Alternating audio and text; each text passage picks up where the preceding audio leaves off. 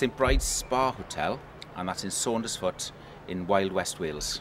Cardiff is comfortable driving, and if you're driving your own car, within about an hour and a quarter to an hour and a half, depending on traffic, and you're good 4.5 hours from London, but it's a direct route down the M4, straight road, and you don't turn off anywhere till you come to Saundersfoot. Saundersfoot is a community. We're a small little seaside village. We're a tourist destination. We've got lovely bars, restaurants, good accommodation, and we've got a little population, about 1,600 people. It swells in the summer with holiday visitors, but it's a lovely little community. We're spoilt for golf here. As a hub, we've got Tenby, which we're playing this afternoon. There's Ashburnham playing tomorrow. Championship links golf, natural golf. Tenby's the oldest affiliated golf course in Wales, founded in 1888, and it's just a fantastic links course, great views and just natural terrain. Links golf, you're on the coast, you're at the seaside, so you've got the elements. You've got the wind. That's the greatest thing that we've got. So every hole can be different. You can play a par 3 with a driver one day and a pitching wedge the next day because the wind changes. The ground is natural, it's the humps and the hollows. So it doesn't have to throw it in the air and hit the ball. No, you've got to think your golf, you've got to think your shot. Maybe it's an 8 iron from 70 yards, which just run it gently onto the green. And it's a lot of imagination and creativity. We have 35 bedrooms in the hotel. In addition to that, we have 6 2-bedroom hotel apartments, and we have a fitness suite and a world-class spa. We've had awards for our spa, so after that wonderful golf round, you get the massage and relax and chill out. The one thing that we're well known for in Wales is a sense of welcome. We say croeso in Wales, which is welcome, and it's a warm first impression for everybody. We care about our guests. We've got a very contemporary setting with local artists and artwork. Food's important to us, so the whole experience of great comfortable beds, wonderful showers, and good food and drink. Well, St Bride's Spa Hotel in West Wales.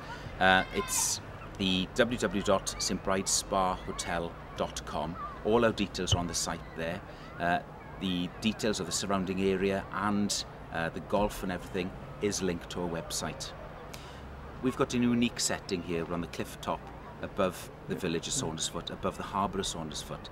We've got a unique infinity edge vitality pool. It's 36 degrees year round, so you can use that in the depth of winter when it's 8 below, and it's a fantastic experience. The spa has treatment rooms.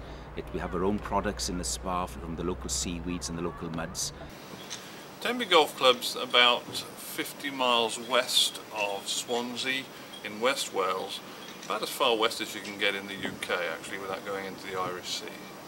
Tenby Golf Club was established in 1888. It's the oldest affiliated golf club in Wales. It was largely relayed out by James Braid, the famous Scottish golfer, 5-times Open champion. This golf courses are the oldest and most original sorts of golf courses, basically built by the sea, and they're as natural as they come as far as golfing terrain is concerned. Bunkers are like most links golf course bunkers. They're mainly potted with riveted faces, and they're difficult but natural looking, easy to get in, hard to get out. The undulations on links golf courses are what make it what it is. They're natural, they're not created by man in any way, and there's a lot of them out there. Some you can see, the more subtle ones you can't until you putt on them. The signature golf hole on Tenby Golf Course is the 3rd, which is named Di Rees after the famous Ryder Cup captain. It was said that it was his most favourite hole in Wales and is named after him. It's stroke index 1, it's pretty short, 350 yards with the prevailing wind behind your back, but it's tough. Right, okay, this is hole number 3. This is the first hole where the sea comes into view and you really start to feel it on your back. The prevailing wind is generally, as it is now, coming right over my shoulder. Down the 3rd hole, stroke index number 1, toughest hole on the golf course. It all starts to happen the closer you get to the green. The green is on a little saddle. Fall off to the right, you're dead. Fall off to the left, you're dead. Keep it straight. Okay, Randy, this is a 3rd. This is a good drive with the wind behind, comes down this hill like this one has, and you finish slightly on the upslope. What you've got ahead of you here is a natural channel created by the dunes on either side. Nothing's been carved out of here by machinery, this is just how it's evolved over the years. And basically severe slopes right and left, creating that nice tunnel up to the green. And then you've got a typical saddle green, so it's falling off severely on the right and on the left, and falling down towards you on the first. 11 12s are commonplace in a medal competition here, with people going from right to left and back again. Tough hole. Got to just pitch it up there and hope the wind takes it up to the flag. Yeah, Chris Jenkins has been here 35 years. He's still very passionate about this golf course. And he says that, you know, that it's built on sand and hence the dunes, it's undulating, it's changing. You know, he can see it over every couple of years. He can see the fairways actually physically moving. You know, he can come in and he can recognise that things have changed from different vantage points over the years. It's constantly shifting and changing, sitting on a big sand dune. That's what links golf is all about. Okay, Randy, this golf course was laid out by James Braid, who was the 5-time British Open champion. He laid out a lot of golf courses in the British Isles, and mainly links courses. Links courses obviously were by the sea, but a lot of them were by the railway as well, because in the last 19th century, travel was predominantly long distance done by the railway, obviously.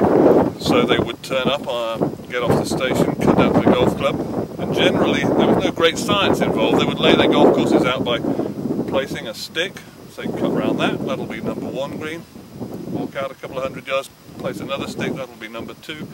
Obviously they would use the undulations the best they could to create the golf courses, but it was a fairly simple science that took them maybe a couple of days, stay overnight in the holiday resorts and then head back off on the train to another golf course or back home.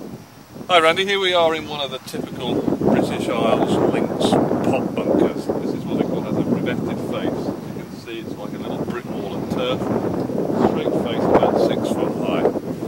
And the key here is obviously to try and get the ball up and quick as hard as you can, get it out and over that face and just hope that it gets somewhere near the green.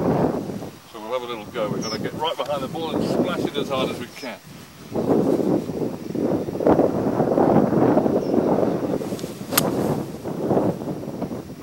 Randy, here we are on the 9th tee at Tenby Golf Course. As you can see, it's a superb tee looking back across what they call South Beach and Penally Beach towards the ancient town of Tenby. It's a tough golf hole, but try not to get too distracted by the views.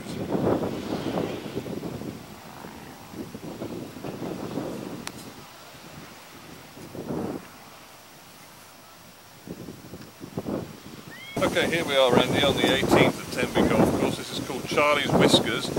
Charlie's Whiskers are named after 3 humps to the right of the green, after a gentleman called Charles Matthias, who was a leading light for about 50 years in the last century. He actually ran the golf course. He was secretary and captain and everything else.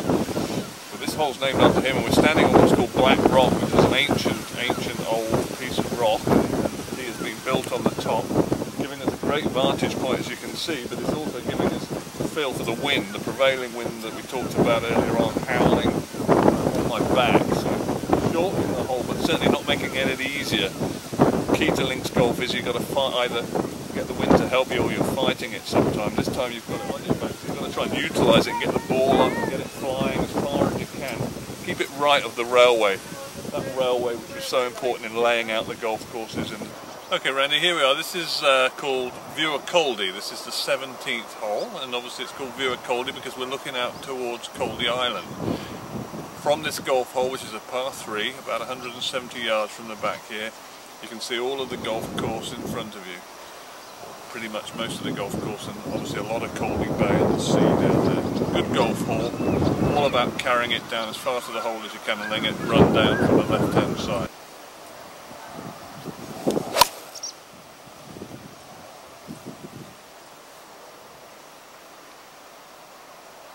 Okay, Randy, I just hit that ball a little bit too far to the left, but the ideal line is slightly left and then curling down. The wind's going to be carrying it from the right as it did there. Let it drop down there to the bunker and let it fall down all the way to the pin.